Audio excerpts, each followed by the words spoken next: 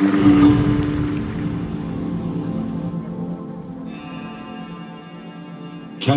bolalik chog'imda ko'nglimda nazmga havas uyg'ongan pallada an'anaga muvofiq maylim forschaga bo'ldi.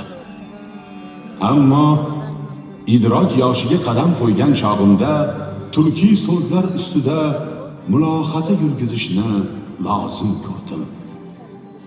Ro'paramda shunday bir til olami namoyon bo'ldiki, 18,000 olamdan ortiqroq va turgan bitgani zebu ziynat edi.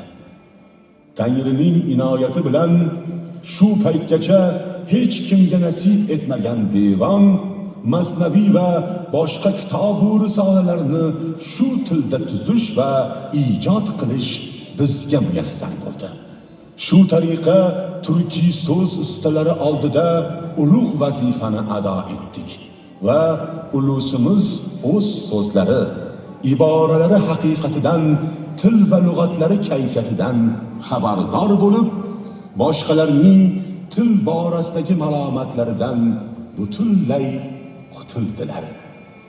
Turk nazmida chumen tortib alam, ayladim ul mamlakatni yak qalam.